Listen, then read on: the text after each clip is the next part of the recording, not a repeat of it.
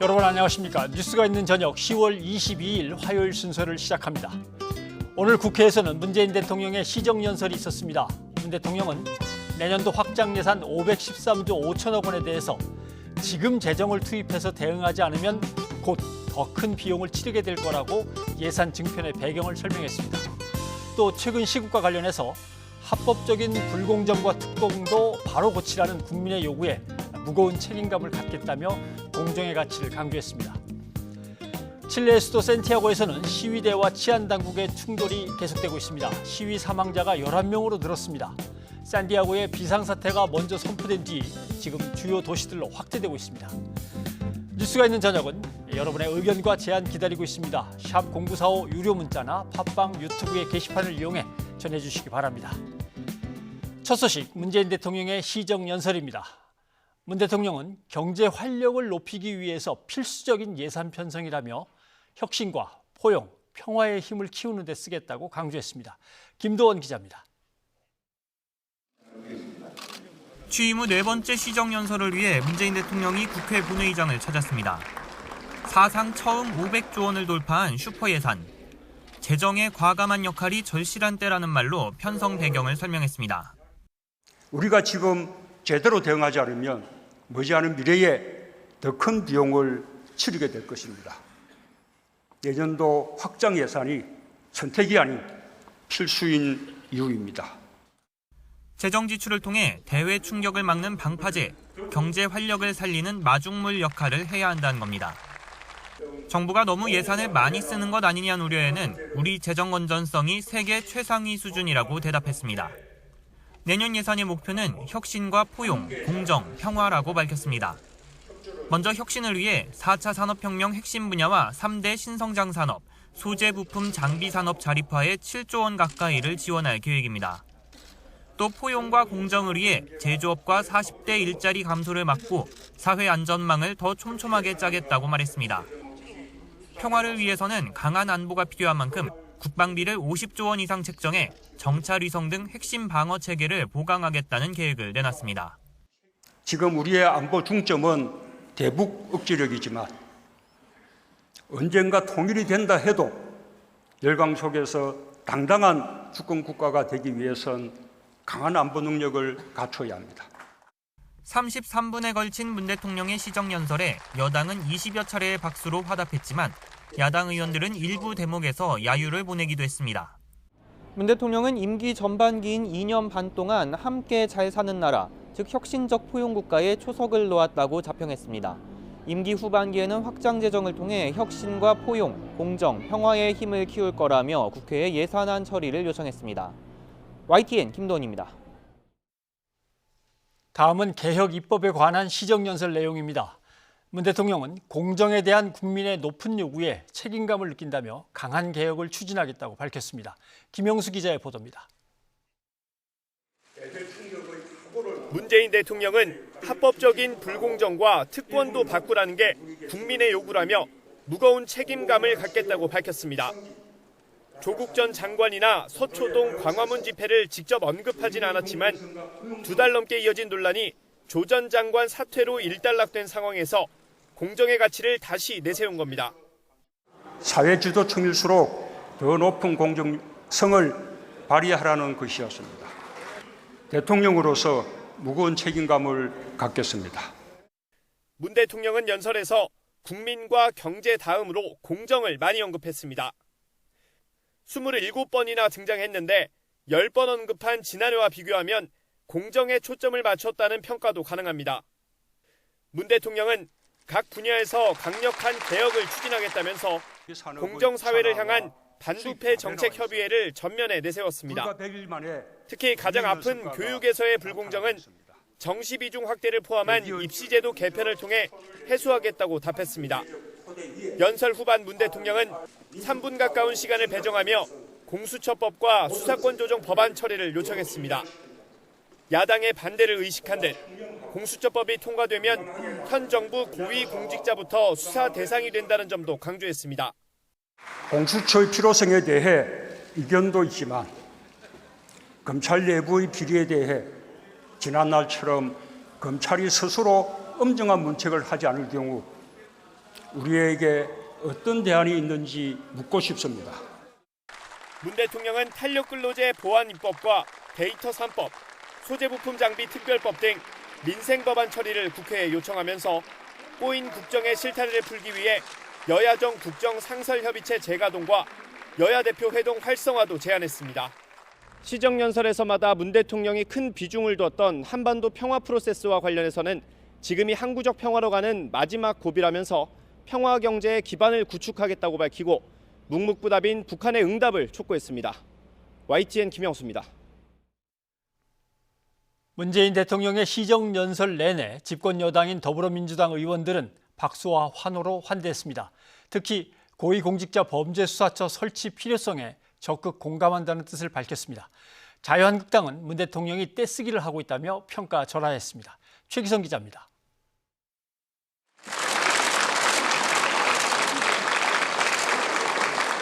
이 년 만에 국회를 찾은 문 대통령을 민주당 의원들은 미소로 반겼습니다.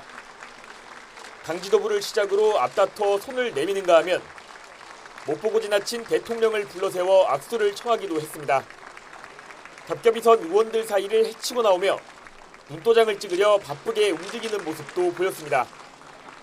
대통령이 검찰개혁 관련 법안 처리를 언급하며 국회 역할을 강조한 대목에선 야유를 보내는 한국당에 여당은 환호로 응수했습니다.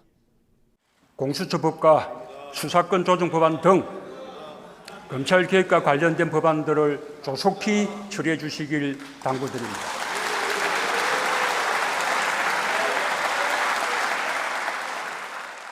민주당은 대통령이 강조한 공수처 설치가 통제받지 않는 권력인 검찰 견제를 위한 필수 요건이라고 화답했습니다.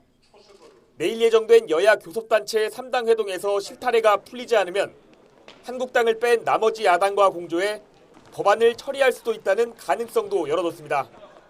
자유한국당이 여당이었던 시절에도 주장했던 공수처법과 관련해서 그게 정말 묻지마 반대를 해야 할 사안인지 정말 찬찬히 되돌아보길 바랍니다. 한국당은 대통령의 조급증이 이를 그르칠 수 있다면서 시간이 걸리더라도 수기와 협의를 거쳐 처리해야 한다며 견제에 나섰습니다. 대통령 직속 기관인 공수처에 수사권과 재판에 넘기는 권한인 기소권을 모두 주는 건 정파와 진영을 초월해서 결코 허락할 수 없다며 거듭 선을 그었습니다. 연설의 압권은 역시 다시 한번 공수처 보책이었습니다. 검찰로부터 조국 수사를 유야무야 뺏어서 뭉개버릴 수도 있습니다. 뺏어서 유야무야 뭉개버릴 수도 있습니다. 공감대를 이룬 법률권을 모두 합쳐도 가결 정적수에는 10석 정도 부족한 데다 한국당 반발도 만만치 않은 만큼 이달 내 공수처법 처리는 사실상 불투명해 보입니다. YTN 최기성입니다. 네, 문재인 대통령의 시정연설을 지켜보는 야당의 반응은 보시는 대로 싸늘했습니다. 피켓이나 구호는 없었습니다. 그렇지만 연설 중간에 야유를 보내는가 하면 손으로 항의의 뜻을 나타내기도 했습니다. 이승배 기자입니다. 문재인 대통령이 국회 본회의장에 들어설 때부터 야당의 분위기는 여당과는 확연히 달랐습니다. 반갑게 악수하며 박수로 맞이하는 여당과 달리 자유한국당 의원 대부분은 자리에 선 채로 정면만 쳐다봤습니다. 문 대통령이 고용과 청년 일자리 그리고 공정과 개혁을 이야기했을 때는 야유가 터져 나왔습니다. 공수처법 처리를 당부하는 대목에서는 한국당 의원들이 단체로 손으로 X 표시를 하며 항의했습니다. 듣기 싫다며 아예 손으로 귀를 막은 의원도 눈에 띄었습니다. 연설이 끝난 뒤에도 민주당은 제자리에 서서 박수를 보냈지만 일부를 제외한 한국당 의원 대부분은 악수를 거부하고 그대로 퇴장했습니다. 황교안 대표는 조국 장관 임명으로 국민의 마음이 많이 상했지만 위로의 말 한마디 없었다면서 국민에게 좌절감을 안겨준 연설이었다고 혹평했습니다. 역시 듣고 싶은 것만 듣고 보고 싶은 것만 보는 그런 고집불통 대통령이라는 사실만 확인할 수 있었습니다. 바로 이어진 의원총회에서는 국정감사 기간 조국 전 법무부 장관 의혹을 파헤친 의원들에게 고생했다며 토상하고 격려하는 자리가 마련됐는데 시정연설 때와는 대조적인 모습이었습니다.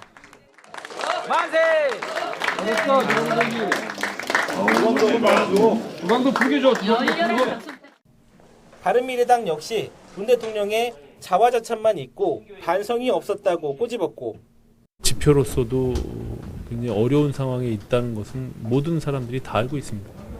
그런 어떤 자화자찬으로 조금 일관한 부분들이 제가 봐서는 좀 아쉬움이 있다 이렇게 생각합니다. 정의당과 민주평화당, 가칭 대한신당 등도 아쉬움이 남는 연설이었다는 반응을 나타냈습니다. YTN 이승배입니다. 자유한국당은 황교안 대표가 대통령 권한대행 시절에 계엄령 문건에 대한 보고를 받았을 것이라고 의혹을 제기한 임태훈 군 인권센터 소장을 검찰에 고발했습니다. 이에 대해서 임 소장은 진실을 밝힐 기회가 주어졌다며 환영의 뜻을 밝혀 검찰 수사에서 진실이 가려질지 주목됩니다. 이대건 기자의 보도입니다. 탄핵 이틀 전 이른바 촛불 집회 계엄령에 착수한다는 문건 원본이 공개된 지 하루 만에 자유한국당 황교안 대표가 공식 입장을 내놨습니다. 임태훈 군 인권센터 소장의 의혹 제기와 달리 대통령 권한대행 시절 황 대표 자신은 관련 문건을 전혀 알지 못했다는 겁니다. 특히 계엄령 문건이 정식 보고되었을 것이라는 국가안전보장회의 NSC에 참석했을 수도 있지만 본 적도 들은 적도 없다고 강조했습니다. 한국당과 황 대표 지지 모임은 임 소장을 검찰에 고발했습니다. 제가 언제 그런 말 했을 거예요. 계엄령의 개자도 못 들었다. 저에게는 보고된 바가 전혀 없었습니다. 국회에서 의혹을 제기한 임태훈 소장은 오히려 고발 자체를 적극 환영한다는 입장입니다. 저는 법적 조치 환영하고요. 당시 NSC 의장으로서 이 문건에 대해서 몰랐다면 황교안 대표는 무능한 사람이고요. 알았다면은 이 음모에 가담했다고 저는 판단하고 있습니다. 이제 공은 검찰로 다시 넘어갔습니다. 우선 문건의 진위 여부가 최대 쟁점이 될 것으로 보입니다. 실제 군이 작성한 것이 맞다면 계엄령 문건의 존재를 당시 대통령 권한대행이자 NSC 의장이었던 황교안 대표가 알았느냐에 수사의 초점이 맞춰질 수밖에 없습니다. 더 나아가 작성 과정에서 개입했는지도 밝혀져야 할 부분입니다. 유신의 부활을 연상시키는 이 과정에 황교안 대표는 자유한국당 황교안 대표는 어떤 역할을 했는지 명명백백하게 밝혀져야 합니다. 다만 계엄령 문건 의혹의 중심 인물인 조현천 전 기무사령관이 해외 도피 중인 상황에서 조 전 사령관의 신병 확보가 수사의 최대 관건이 될 전망입니다. 앞서 진행된 합동수사단 수사 과정에서도 관련 의혹이 제기됐지만 자유한국당 황교안 대표에 대한 수사는 이루어지지 않았습니다. 당시 수사를 맡았던 서울중앙지검장이 윤석열 검찰총장이었던 만큼 이번 수사가 어떻게 진행될지도 지켜볼 대목입니다. YTN 이동훈입니다. 오늘 이낙연 총리가 일왕 즉위식에 참석했습니다. 방일 기간 아베 총리도 면담할 예정입니다. 한일 관계의 전환점이 될지 양기호 성공회대 교수를 모시고 얘기를 나눠보겠습니다. 양 교수님 어서 오십시오. 안녕하십니까. 예. 지난 5월에 왕위를 승계한다, 연호가 바뀐다 떠들썩하게 한번 보도를 했었는데 말이죠. 왕위를 승계하는 그 발표하고 또 즉위식하고는 또 다른 겁니까? 이게 어떻게 연결이 되는 겁니까? 맞습니다. 이제 지난 5월 1일은 즉위했습니다. 그리고 이제 오늘은 즉위식입니다. 식이고. 이제 즉위식은 이제 여러 가지 국내에 말하자면 그 손님들을 모셔가지고 귀빈들을 모셔가지고 선포하는 그런 자리입니다. 그래서 이제 일종의 축하연이기도 하고 공식적으로 말하자면 특히 외국 손님들, 특히 외국에는 여러 가지 이제 왕족들 있지 않습니까? 그런 로얄 패밀리라든지 또는 이제 일본 왕, 이제 천황은 기본적으로 이제 국가 원수로 돼 있습니다. 그렇기 때문에 외국의 정상급 인사들을 초청해가지고 이제 이 왕이 드디어 즉위했다라는 것을 이런 세계로 알리면서 공식적으로 활동을 개시하는 그런 시기라고 할 수 있습니다. 그러니까 이제 왕위라고 하니까 이제 우리가 생각하는 국가의 최고 책임자인 대통령이나 뭐 이런 총리하고는 이제 다른 문제인 거. 그러면 이제 잔치도 계속 엽니까? 거의 한 5일 이상 잔치를 열게 되고요. 그리고 이제 원래 이제 일본 국민들의 또 어떤 축하하는 날이기도 해서 예. 오늘은 이제 그 임시 휴일입니다. 일본에서 예. 국경일로 돼 가지고요. 예. 그다음에 또 하나는 이제 그 원래는 그 이게 대관식 같은 게 끝나면 일본의 이제 주로 도쿄의 주요 도로를 돌면서 카퍼레이드를 하게 돼 있었는데 그게 지금 일본에 태풍이 와가지고 그것은 이제 다음 달 10날로 미뤄졌습니다. 네. 하긴 지금 분위기에서 뭐 카퍼레이드를 할 수는 없을 것 같습니다. 그런데 그 이번에 즉위식에서 이야기한 내용들을 보니까 세계 평화라고 하는 대목도 들어가고 헌법의 준수. 근데 지금 그 헌법은 평화 헌법 아닙니까? 이렇게 되면 아베 총리는 어떻게든 헌법을 바꿨으면 하는 쪽으로 저희가 알고 있기 때문에 왕과 총리의 생각이 이렇게 달리 표현될 수도 있는 건지 잘 모르겠습니다. 맞습니다. 이제 사실은 이게 처음은 아니고요. 예. 이전에 그 아키토 일왕의 경우에도 본인이 이제 전쟁 체험이 있었기 때문에 굉장히 평화를 중시했거든요. 예. 그래서 이제 그 패전일 때도 이런 그 사죄라든지 반성이라든지 또는 이제 평화라든지 특히 이제 헌법을 수호한다든지 예. 이런 발언을 자주 했었습니다. 그런데 저는 이제 두 가지 의미가 있는데 하나는 이제 아베 수상에 대해서 일종의 견제로서의 이런 그 평화헌법을 지켜나가겠다는 것이 이제 하나 있고 또 하나는 역시 이제 이 지금의 상징천황제라는 것은 일본의 평화헌법에 규정된 거니까 그 평화헌법에 따라서 그 헌법에서 주어진 역할과 임무를 해나가겠다라는 원칙적인 입장에서 다시 한번 헌법을 지금 그 재상기시킨 것 이렇게 둘 다 이렇게 해석이 가능하지 않나 봅니다. 그렇게 될 때 아베 총리 측에서 어떤 뭐 예를 들면 반발이든지 어떤 뭐 못마땅한 표정이든지 그럴 필요가 없는 거고 그냥 왕실에서는 왕실대로 그냥 가면 되는 겁니까? 그렇습니다. 이제 사실은 이제 이 왕이 적극적으로 정치에 개입하는 것은 금지되어 있습니다. 예. 그것은 이제 헌법 규정에 위반되는 것이기 때문에 본인의 메시지로서 말하자면 발신할 수 있지만 어떤 국정 상황에 대해서 개입할 수는 없게 되어 있습니다. 예. 그렇기 때문에 이제 이건 이제 이 정치가로서의 아베 수상이 이렇게 국정을 수행하는 것하고 그다음에 국가 원수이자 통합의 상징이자 또는 이제 이 국정의 개입은 금지되어 있는 왕의 역할이라는 것은 이제 분리가 되어 있습니다. 그러면 이런 시점에서 지금 한일 관계가 좀 어지럽고 복잡합니다만 이런 시점에서 왕실의 즉위식에 우리 총리가 가는 것은 어떤 의미가 있습니까? 지금 제가 보니까 약간 그 고위급입니다. 그러니까 예. 미국에서도 장관급이 오고 그다음에 러시아 같은 데는 이제 그 상원의원의 부의장이거든요. 예. 그다음에 중국에서는 왕치상 국무위원입니다. 그래서 주변국 가운데서는 비교적 상당히 이런 그 고위급이 지금 갔다라고 볼 수 있습니다. 예. 특히 이제 이낙연 총리 개인은 그 굉장히 지일파입니다. 그러니까 본인이 저 신문사에 특파원으로 3년 이상 도쿄 특파원으로 3년 이상 근무했고 또 이제 한일 5년명 간사장 하면서 이 정책에 굉장히 지인이 많습니다. 그런 점에서는 지금 한일 관계 양국 국민 간의 정서 간에 약간 골이 있으니까 그걸 메꾸는 의미도 포함해가지고 일본을 잘 알고 있는 그렇지만 상당히 이제 고위급 이제 넘버 2인 국무총리를 보냄으로써 일본 국민들에 대해도 우호적인 메시지도 전하고 또 한국의 중요한 인사가 일본의 경사스러운 축하스러운 일에 참석한다는 것은 앞으로 이제 이런 경색 국면에 있는 한일 관계를 개선해 나가자 이런 식으로 일본 측에서 이제 수용할 수 있거든요. 그런 점에서는 그 이미지 개선에 조금 도움이 되지 않을까 그렇게 기대하고 있습니다. 총리로서는 아마 일본에 이제 처음 방문이실 것 같은데 나루히토 왕하고는 아마 사전에 뭐 다른 만남의 경험이 있었던 것 같습니다. 그렇습니다. 작년 3월에 그 세계 물 포럼이 브라질에서 있었거든요. 근데 이제 이 나루히토 일왕이 원래 그 중세시의 수로사 물길 이 수로사 연구를 했습니다. 그래서 이제 그 물포럼 이런 데 꼭 참석하고 그러는데 작년 3월에 브라질에서 만나가지고 한국에 좀 방한했으면 좋겠다. 그렇게 이제 요청을 한 바 있습니다. 그리고 이제 본인도 이런 과거의 좀 이런 아픔, 고통을 기억하겠다라는 그런 발언도 한 적이 있거든요. 그런 점에서는 이런 그 양자 간에는 상당히 좀 우호적이라고 할까. 또 나루히토 일왕도 전임 이제 그 아키토 일왕에 이어가지고 말하자면 평화라든지 또는 한국에 대한 관심이라든지 이런 것들이 엿보이는 대목이 있습니다. 그런 점에서는 상당히 바람직하고 좀 긍정적입니다.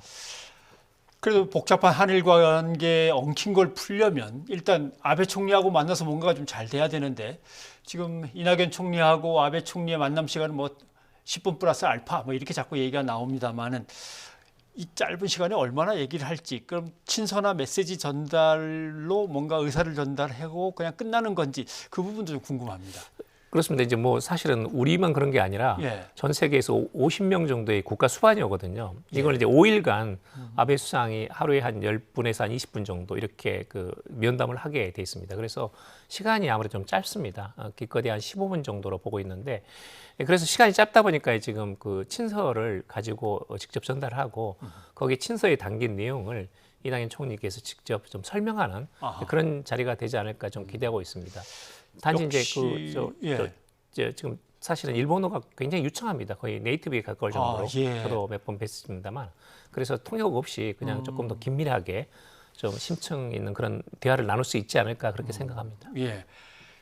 문제는 거기에 한일 정상회담을 해야겠다, 만나자라는 이제 그 내용이 담길 것이냐라고 하는데 예측하시기엔 어떠십니까? 저는 당겨야 된다고 봅니다. 당연히 그렇습니다. 지금 사실은 연말에 이 상당히 좀 뭐랄까 한일 관계 굉장히 좀 좋은 점이 있습니다. 뭐냐면 지금 작년 10월에 이 강제징용 대법원 판결이 있었지 않습니까? 그래서 일본 기업들이 보상을 거부하니까 우리 원고단에서 지금 재산을 압류한 상태입니다.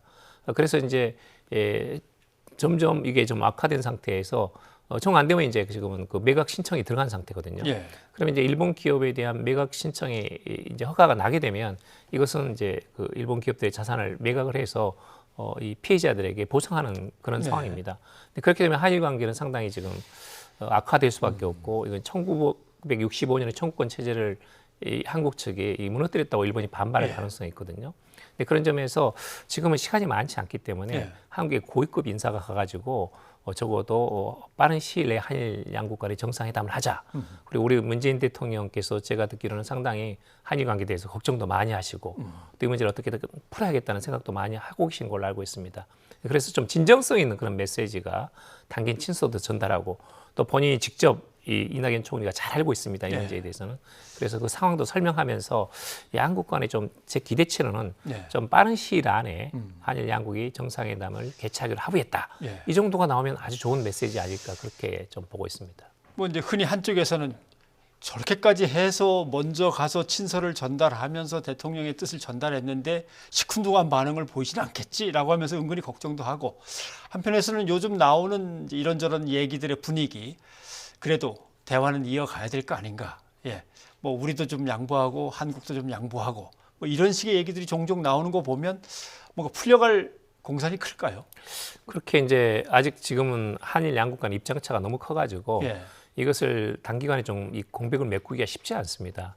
그런데 이제 한일 관계가 악화될 경우에 우리도 물론 이제 지난번에 일본의 수출 규제로 약간 부담이 있지만 일본 측도 마찬가지로 지금 북한하고도 여러 가지 정상회담을 하려는데 북한이 일체 응하지 않고 있거든요. 그다음에 러시아하고는 영토 교섭을 했는데 실패했습니다. 돈만 300억 달러 주고 결국은 그 두 개의 싸움을 반환한다고 했지만 결국은 못하고 끝났거든요.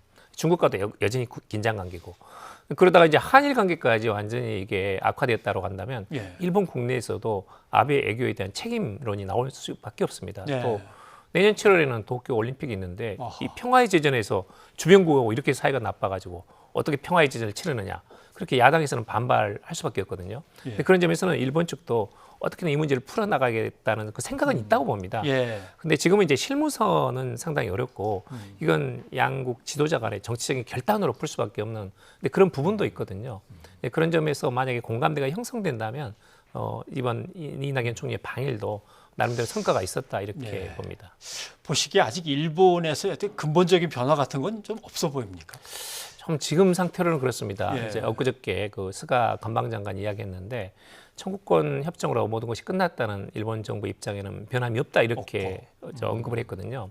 그런데 이제 제가 보기로는 일본 측에서는 일본 기업의 실질적인 손해가 발생하지 않으면 한국과의 협상도 가능하다는 입장입니다. 그리고 우리 정부는 이제 이 사법부의 판결을 행정부는 존중할 수밖에 없고 그렇기 때문에 한국 정부가 직접 개입은 어렵습니다. 그리고 이건 민사소송이기 때문에 그렇기도 하고요. 또 뿐만 아니라 이제 일본 기업들이 반드시 보상에 참여해야 됩니다. 그래야 이 피해자들이 거기에 대해서 어떤 그 한일 양국의 협상안을 수용하지 않겠습니까? 그러니까 그 두 가지 전제가 만약 일본이 측에서 수용이 되고 또 일본 측도 말하자면 일본 기업이 실질적인 손해가 없다라는 것은 예. 법률적인 면에서는 손해가 없지만 자발적으로 모금에 참여한다면 그건 뭐 실질적인 손해라고 볼 수 없거든요. 네.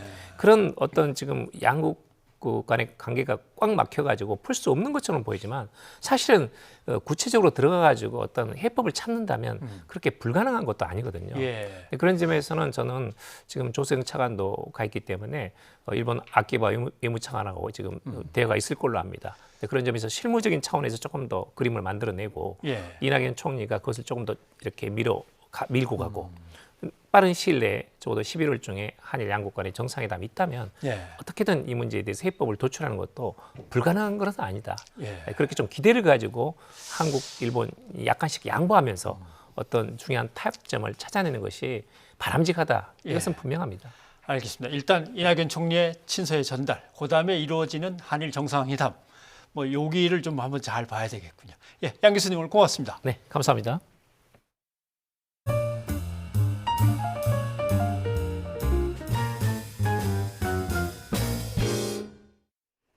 조국 전 법무부 장관의 부인 정경심 교수가 내일 구속영장 심사를 받습니다. 범죄 혐의가 성립하는지 그 여부와 함께 정 교수의 건강 상태를 두고 검찰과 변호인 측의 공방이 치열할 것으로 보입니다. 강희경 기자입니다. 정경심 동양대 교수의 구속영장 심사가 내일 오전 10시 반 서울중앙지방법원에서 열립니다. 조국 전 법무부 장관 동생의 영장을 기각한 명재권 영장전담 부장판사가 아닌 송경호 부장판사의 심리로 진행됩니다. 그동안 검찰에 7차례 소환된 정 교수는 검찰이 비공개 소환 방침을 고수하면서 한 번도 언론에 노출되지 않았습니다. 정 교수가 법원 영장심사에 출석할 뜻을 밝힌 만큼 이번 수사가 시작된 뒤 처음으로 포토라인에 서게 될 가능성이 있습니다.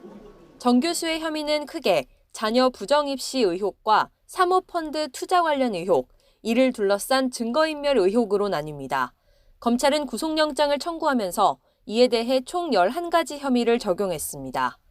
검찰이 지금까지의 증거만으로도 구속 필요성이 충분히 소명된다고 주장하는 반면 정 교수 측에서는 오해에 불과하다고 반박하고 있어 양측의 치열한 공방이 예상됩니다. 뇌종양과 뇌경색 진단을 받은 정 교수의 건강 상태도 쟁점입니다. 앞서 조 전 장관 동생의 영장 기각 사유로 건강 문제가 언급되기도 했던 만큼 검찰은 정 교수 건강에 대한 검증 절차와 결과를 신문 과정에서 상세히 소명할 계획입니다. 법원의 영장 결과에 따라 검찰과 정 교수 측 어느 한쪽은 큰 타격을 입을 것으로 보입니다. 영장이 발부되면 정 교수 측 해명의 진실성이 근본부터 흔들릴 가능성이 크고 수사도 조 전 장관으로까지 확대될 수 있습니다. 반대로 영장이 기각될 경우 과잉 수사라는 비판 여론에 힘이 실리고 더 나아가 윤석열 총장의 책임론도 불거질 것으로 관측됩니다. 2달 동안 이어진 검찰 수사의 최대 분수령이 될 정 교수의 구속 여부는 이르면 내일 밤 결정됩니다. YTN 강희경입니다. 검찰이 어제 조국 전 장관 동생을 다시 불러 운동학원 의혹에 조 전 장관이 연루됐는지 조사했습니다. 조 씨는 검찰 조사에서 조 전 장관 부부는 전혀 관여한 바가 없다는 취지로 부인한 것으로 알려졌습니다. 박서경 기자입니다. 검찰은 운동학원 위장 소송과 채용비리 의혹을 받는 조국 전 장관 동생 조모 씨를 다시 불러 8시간 넘게 조사했습니다. 구속영장이 기각된 후 보강조사 차원이었는데 채용비리 외에 운동학원 관련한 다른 의혹도 조사했습니다. 그런데 이 과정에서 검찰은 조 씨를 상대로 조 전 장관이 관여한 부분이 있는지 자세히 캐물은 것으로 확인됐습니다. 조 씨는 검찰이 조 전 장관과 정경심 교수가 운동학원 위장 소송과 채용비리에 연루됐는지 물었고 이에 대해 두 사람 모두 전혀 모른다고 답했다고 말했습니다. 앞서 YTN과의 인터뷰에서도 조 씨는 조 전 장관 부부는 물론 운동학원 이사장인 모친 역시 전혀 개입한 바가 없다고 선을 그었습니다. 절대 그런 일 없습니다. 저희 형님하고는 절대 그런 일 없습니다. 형님은 학교 내려온 적도 거의 없으신 분이고 자꾸 그렇게 몰아가시는데 전혀 관련이 없습니다. 검찰은 운동학원 사무국장을 지낸 조 씨를 통해 조 전 장관의 운동학원 관련 연루 의혹을 확인하려 한 것으로 보입니다. 앞서 검찰은 조 전 장관 자택 PC에서 웅동학원 소송 관련 문서를 확인한 것으로 알려졌지만 정 교수에 대한 구속영장에는 웅동학원 비리 관련 혐의가 포함되지 않았습니다. 검찰은 조 씨를 재소환해 조사한 뒤 조 씨가 머무르고 있는 서울의 숙소로 찾아가 조 씨의 신체와 자동차 등에 대해 추가 압수수색도 진행했습니다. 목뼈 부위 문제로 통증을 호소했던 조 씨는 검찰 조사를 위해 부산의 병원에서 퇴원한 상태입니다. 검찰은 조 씨의 건강 상태에 문제가 없다고 판단해 채용비리 혐의를 보강한 뒤 조만간 구속영장을 재청구할 방침입니다. 조 씨는 구속영장이 재청구될 경우 신문을 포기했던 지난번과 달리 법원의 영장심사에 직접 출석해 적극 방어에 나서겠다는 입장을 밝혔습니다. YTN 박서경입니다. 검찰의 특별수사부가 오늘부터 반부패 수사부로 이름이 바뀝니다. 또 규모도 줄어서 서울과 대구, 광주 3곳을 제외하고는 모두 폐지됩니다. 이 같은 내용을 담은 검찰청 사무기구에 관한 규정 일부 개정령이 오늘 공포됐는데요. 정부는 이렇게 바꾸는 이유에 대해서 검찰의 직접 수사를 줄이고 국민 생활과 밀접한 형사사건 수사를 강화하기 위해서 검찰의 특수부를 반부패 수사부 또는 형사부로 개편하는 것이라고 설명했습니다. 국회 신속 처리안 건 패스트트랙 지정 문제를 놓고 충돌을 빚은 사건을 수사하는 검찰이 오신환 바른미래당 원내대표를 참고인 신분으로 불러 조사했습니다. 오늘 낮 1시쯤 참고인 신분으로 서울 남부지검에 출석한 오신환 원내대표는 6시간가량 조사를 받고 귀가했습니다. 오 원내대표는 지난 4월 사법개혁특별위원회 위원으로 활동했지만 패스트트랙 지정에 반대 의사를 밝히면서 당 지도부에 의해 물러났습니다.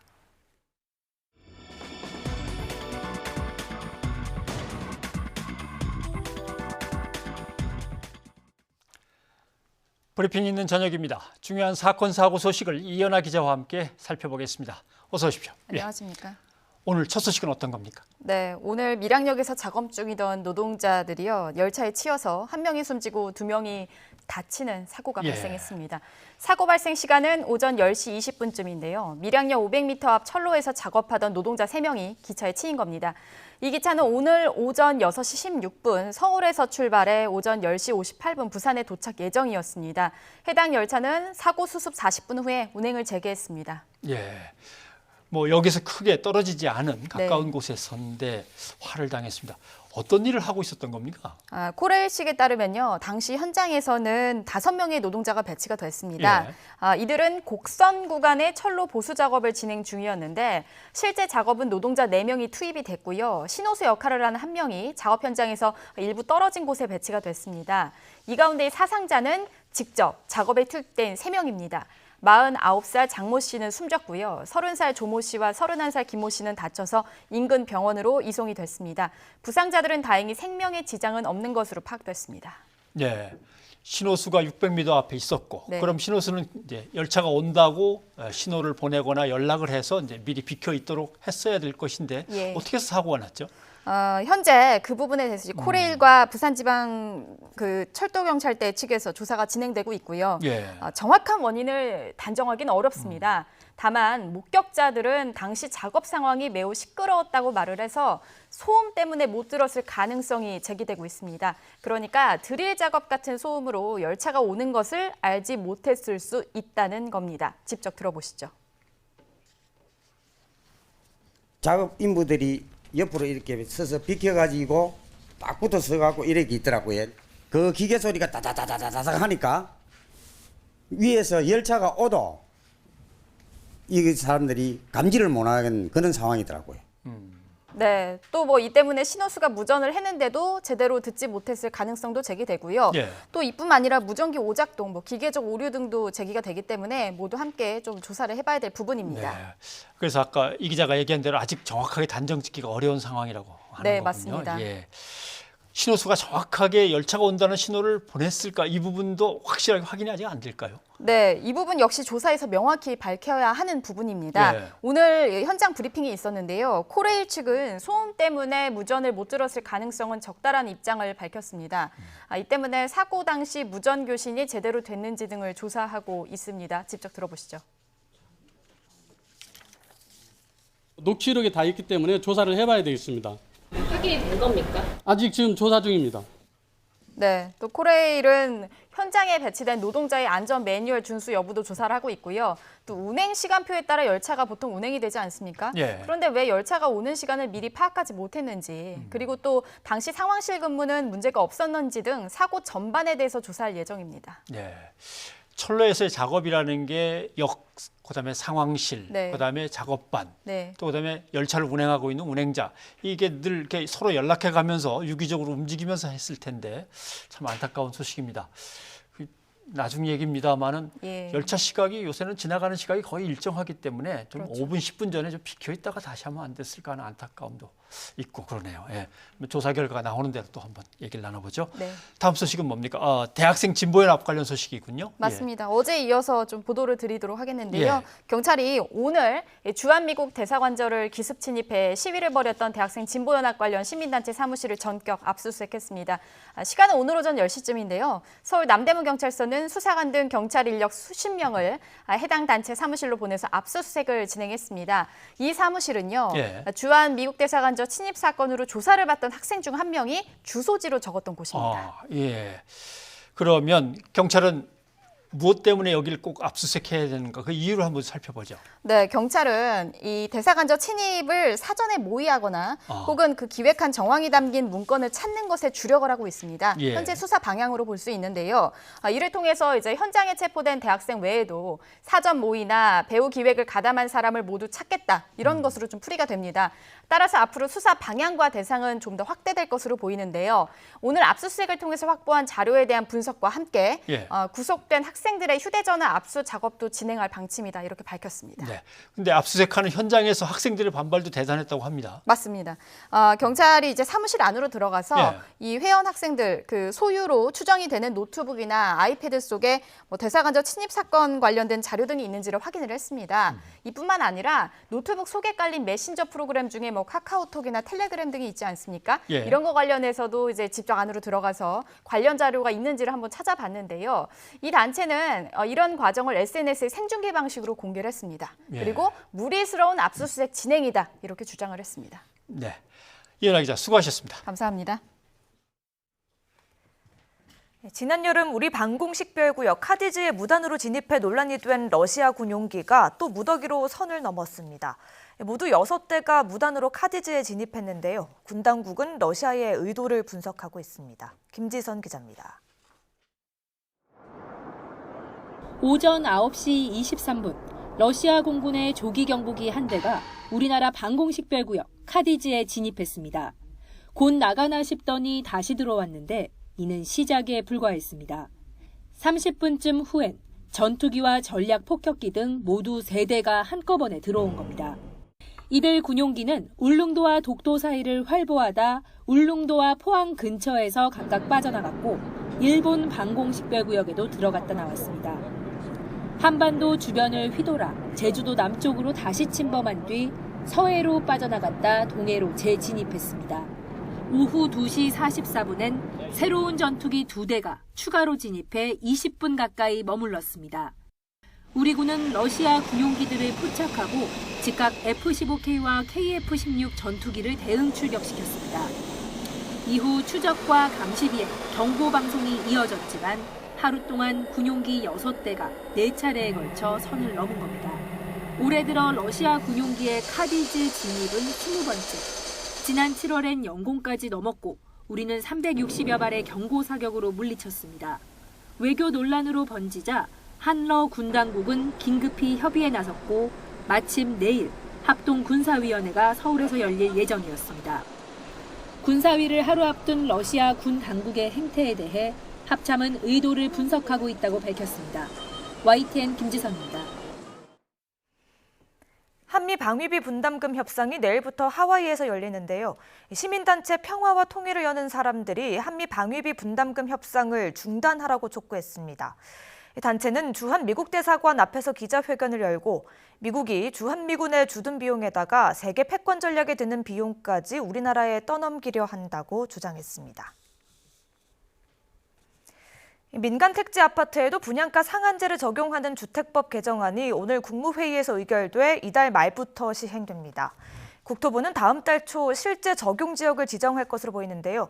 특히 시군구가 아니라 동 단위로 콕 집어 이른바 핀셋 선정한다는 계획입니다. 김현우 기자입니다. 서울 강남권의 대표 재건축 단지로 주목받아온 잠실주공 5단지. 지난 7월 전용 면적 76제곱미터 매물이 19억 원 초중반에 거래됐습니다. 이후 정부가 민간 아파트에 대해서도 분양가 상한제를 적용하겠다고 발표하자 1억 원가량 뚝 떨어졌습니다. 시장의 충격도 잠시, 최근에는 호가가 21억 원을 넘고 있습니다. 관리 처분인가를 받은 재건축 재개발 단지에 대해 6개월 유예 기간을 두기로 하면서 가격이 다시 오르고 있는 겁니다. 지난 14일 기준 전체 서울 아파트 값은 전주보다 0.07% 올라 16주 연속 상승했습니다. 이 때문에 분양가 상한제 적용 지역 선정을 늦출 이유가 없다는 게 국토부의 판단입니다. 국무회의를 통과한 분양가 상한제 관련 주택법 시행령 개정안은 대통령 재가를 거쳐 이번 달 29일쯤 관보 개저와 동시에 공포되고 시행됩니다. 이후 관계부처 협의와 주거정책심의위원회 등 절차를 거치게 됩니다. 고분양가가 만성화되어 있는 서울 지역에서는 보다 분양시장을 통해 저렴한 내 집 마련이 가능하다는 장점이 있습니다. 결국 사업자 입장에서는 수익률이 종전보다는 떨어지기 때문에 공급이 위축된다든지. 이르면 다음 달 초 분양가 상한제 실제 적용 지역을 선정해 발표할 예정입니다. 일단 서울 25개 구를 포함해 31개 투기 과열 지구가 상한제 지정 요건에 해당되는 상황입니다. 정부는 집값 상승과 투기 수요가 집중된 지역을 찾아 동 단위로 핀셋 지정할 계획인데 강남 4구와 마포 용산 등이 우선적으로 거론되고 있습니다. YTN 김현우입니다.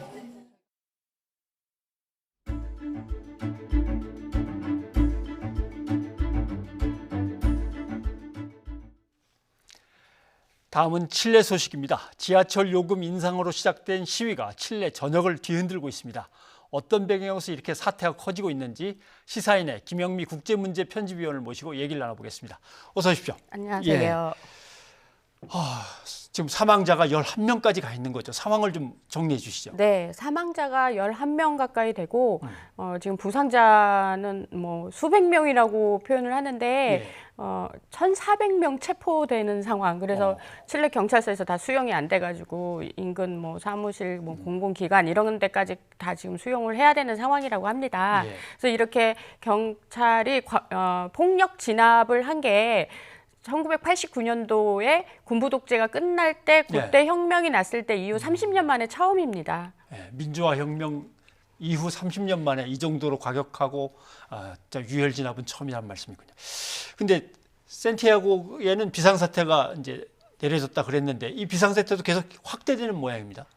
이 칠레 곳곳 뭐 산속 이런 데까지는 아직 확대가 되지는 않지만 중소도시 쪽에는 계속 확대가 되고 있는 게 이 시위를 주도하는 사람들이 중고등학생이에요. 그래서 소규모 아주 작은 소도시라도 중학교가 있고 고등학교가 있으면 시위대가 밖으로 막 나와서 읍내라도 이렇게 나와서 시위를 하고 있는 상황이라 앞으로도 더 확대가 될 거다라고 생각을 합니다. 그러니까 지하철 요금 인상 가지고 왜 저렇게 됐지라고 하지만 중고등학생들 입장에서의 지하철 요금은 또 다른 문제일 수도 있고 본래 칠레는 그 중고등학생들 시위가 유명합니다. 원래 유명하고 또 여러 가지 그 역사적인 이야기들도 많이 나오는 그러는데 제가 칠레 쪽 중학생 고등학생을 오늘 긴급히 막 연락을 해서 물어보니까 자기네들이 지금 역대 시위대 중에 가장 조직화됐고 가장 최강이다 이렇게 표현을 하는데요. 그 이유가 인터넷을 등에 업었기 때문에 우리는 빨리 그 조직화할 수 있었고 옛날에는 인터넷이 없었고 그래서 자기네들이 훨씬 더 테크놀로지를 업어서 더 최강 시위대다 이렇게 얘기를 하는데요. 칠레 시위 특징이 냄비를 두드리는 거거든요. 일단 소리도 크고 효과도 있고 또 조금 모여도 많이 모인 것처럼 보이고 근데 수천 명, 수만 명이 모이니까 굉장히 큰 시위로 보여지고 옆에 나라 이제 홍콩 같은 경우는 복면을 하고 까만 옷을 입는 게 특징이라면 여기 중고등학생들은 그 냄비를 들고 나와서 이렇게 두드리면서 시위를 하는 게 가장 지금 주 특징인데요.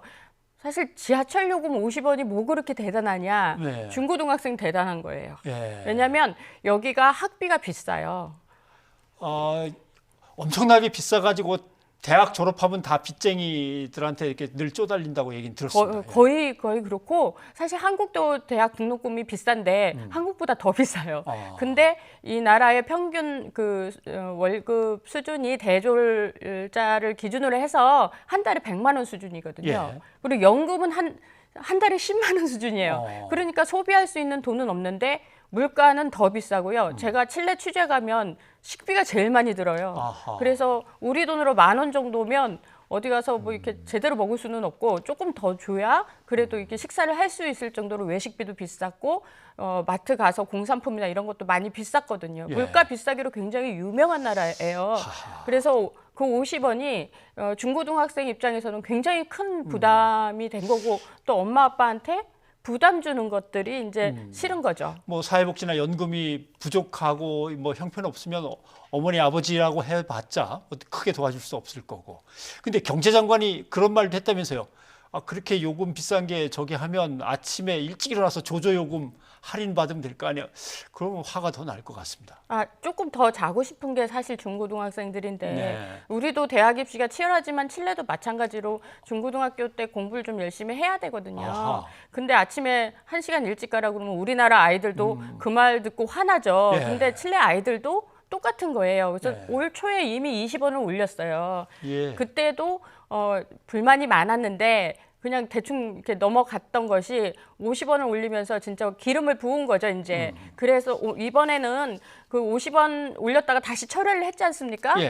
그 이유가 워낙 분노한 중고등학생들의 그 파워가 크다 보니까 그런데 이 중고등학생과 또 다른 시위대 또 뭐 대학생도 있을 거고 시민단체도 있을 거고 이 시위대에 이번에 이렇게 폭력적인 이런 진압을 어떻게 했을까 이걸 찾아봤더니 경찰 모욕법이 통과가 됐던 거예요.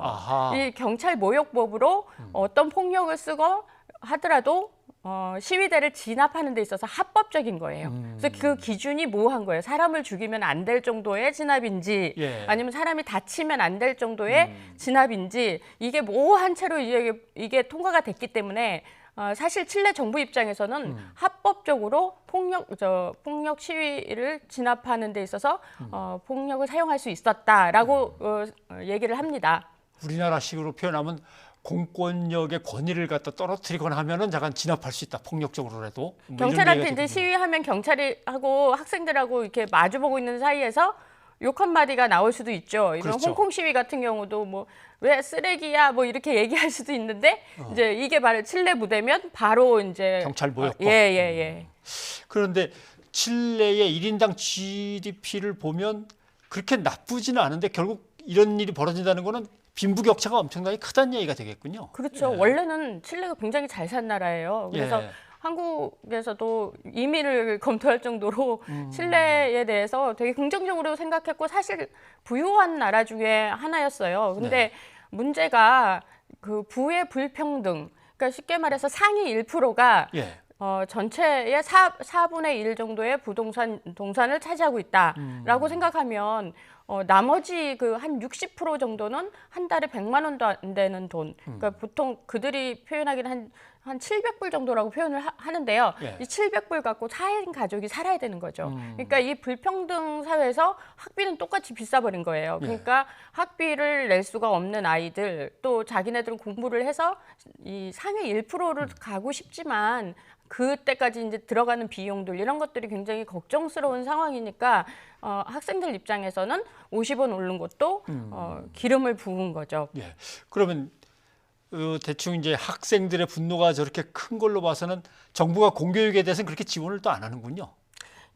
그 동안 이제 복지제도나 이런 것들이 사실 이 칠레 같은 경우는 독재가 끝난 다음에 이제 좌파 정부도 들어오고 무슨 정부도 들어왔지만 예. 복지 제도에 대해서 많이 이렇게 소극적인 부분들이 좀 있었어요. 그리고 그나마 이 남미 국가에서 신뢰가 그래도 부정부패가 심하지 않다라고 예. 얘기하는데 옆에 나라들이 워낙 심하다 보니까 여기가 약해 보인 거지 부정부패가 자리 잡은 지 오래됐습니다. 그래서 상위 1%가 국가의 어떤 그런 혜택들을 누리다 보니까 그 밑에 있는 계층에서는 굉장히 불만이 팽배할 수밖에 없는 상황입니다. 예, 알겠습니다. 참, 아무튼 그냥 뭐 사실 지하철 요금 50원 인상, 지난번에 20원 올렸는데 또 50원 올려, 이거 갖고 이렇게 커질 리는 없는데 이런 빈부격차라든가 하는 것들, 정부의 정책의 실패 이런 것들이 밑바닥에 늘 깔려는 있는 거겠군요. 예.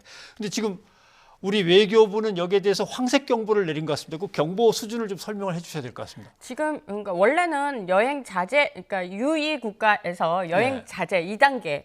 그러니까 1단계는 아니기는 한데 지금 현재 폭력 사태라든지 무장 진압을 하는 그 수준들이 굉장히 심해요. 그래서 실탄을 사실 하늘에 막 쏘고 있는데 뭐 실탄이란 항상 비 맞아서 사망하는 경우도 많고 그런 한가운데 관광을 가거나 하기에는 좀 쉽지 않고요. 어느 정도 좀 소요 사태가 진행이 좀 낮아야 되는데 지금 현재 황색 경보 이건 위에서 바로 두 번째거든요. 요 정도면 관광은 좀 포기하시는 게 나아요. 포기하시고. 예. 그래서 앞으로 좀 추이를 더 지켜봐야 되는데 만약에 여기서 더 심해져서 이제 위에 더 1단계 남색 경보까지 가게 된다면 그때는 더 이제 거기는 주재원이나 이런 사람들이 철수를 해야 되는 상황이 올 수도 있는 거죠. 예. 근데 김영미 의원 항상 위험한 데만 찾아다니셨으니까 지금 가려고 했는데 황색 경보가 내려진 상황에서 자제하고 안 간다고 치지만 이미 가버린 사람이나 거기에 주재하고 있는 사람들은 이럴 때는 어떻게 합니까? 가능한 출장이나 이런 거를 임시로 가신 분들은 가능한 빨리 나오시는 게 좋고요. 그리고 거기서 주재하시는 분들도 야간에 이렇게 뭔가 시위대나 이런 그쪽에 이제 같이 이렇게 만날 수도 있고 여러 가지가 있거든요. 특히 이제 홍콩 같은 데는 지하철이 뭐 수시로 폐쇄되는 상황이기 때문에 가능하면 일과 시간 이후에는 나오시지 않는 게 좋고요. 또 현지인들을 자극하는 정치적인 발언들을 자제하시는 게 좋거든요. 왜냐하면 요새 SNS가 워낙 발달했기 때문에 예를 들어서 한국 사람 한 사람이 이런 말을 했는데 그게 갑자기 오해를 불러일으켜서 일파만파가 될 수도 있거든요. 이 SNS는 통제가 불가능하기 때문에 그래서 현지인들과 그런 예민한 문제들에 대한 언쟁을 가능한 피해 주시라. 그렇다 하더라도 무력이 굉장히 심해진 경우, 그러니까 지금 홍콩 같은 경우는 이제 실탄 정도만, 권총 정도만 나왔는데 아직까지 더 한 거는 아직 안 나왔는데 이제 만약에 그런 사태가 더 벌어졌을 때 저는 진짜 상상하고 싶지 않지만 그럴 때는 철수하는 게 답이죠. 임시적으로 일단 피난은 나와 있을 수 있으니까요. 예, 그래도 이미 칠레에서도 사망자가 11명이라고 하니까 다들 조심하셔야 될 것 같습니다. 예, 김영미 의원 오늘 고맙습니다. 감사합니다.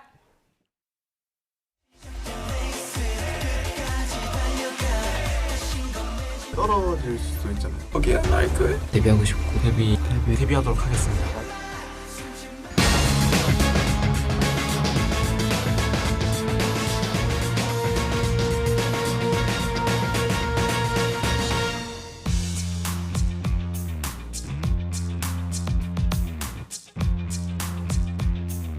연습생들의 꿈과 심지어 인생까지 본인들의 이익을 위해서 모두 사용했다는 점에서 자괴감까지 들고 있습니다.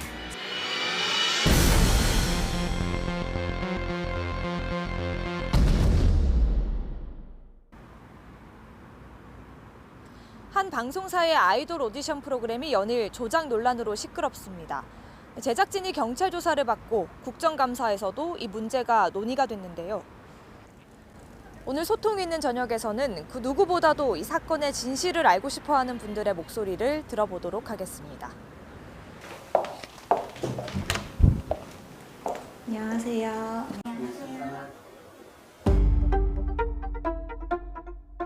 네, 안녕하세요. 저는 프로듀스트 X 오너 운영진입니다. 네, 안녕하세요. 저는 그 아이돌 학교 진상균형이에요. 또 X1 친구들이 지금 활발하게 활동을 하고 있는데 보면서 마음이 좀 복잡하실 것 같아요. 지금 저희가 고소 고발한 지 3개월이 지나면서 점점 느끼는 거는 CJ라는 기업의 그냥 이익을 위해서 시청자들의 진심 어린 응원과 그리고 연습생들의 꿈과 심지어 인생까지 본인들의 이익을 위해서 모두 사용했다는 점에서 자괴감까지 들고 있습니다. 본격적으로 논란이 나오기 전에 또 팬들 사이에서는 의혹이 계속 불거져 왔거든요. 당시 상황이 어땠는지 설명을 좀 다시 해주실까요? 네, 일단 그 숫자로 된 조작 의혹 전에는 푸드 시리즈 지금 마지막 시리즈인 X 이전부터 특정 연습생에게 분량을 몰아준다든지 아니면 한 명의 특정인을 골라서 악의적인 악마 편집을 한다든지 그리고 생방 투표가 끝나자마자 그날 밤에 한두 시간 만에 이제 시청자들이 숫자로 된 조작 의혹을 인터넷에서 공유한 상태였습니다.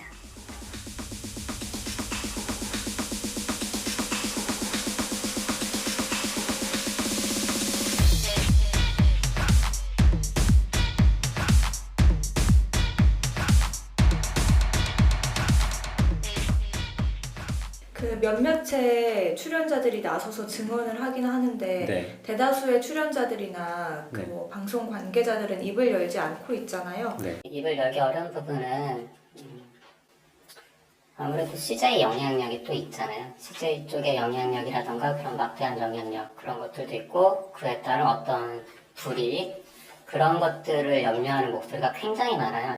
어떤 증언자라던가 그런 사람들이 하나하나 나올 때마다 어떤 사후 불이익을 먼저 염려를 하고 있거든요. 그렇게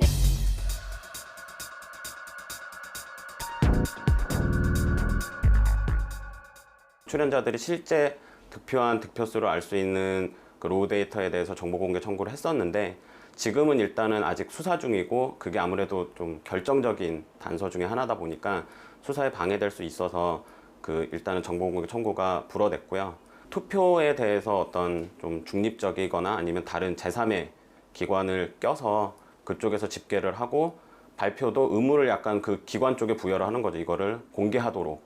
그런 것들이 법제화가 된다면 아무래도 조금은 더 뭐 이런 일이 재발하지 않을 수 있지 않을까라는 생각이 들고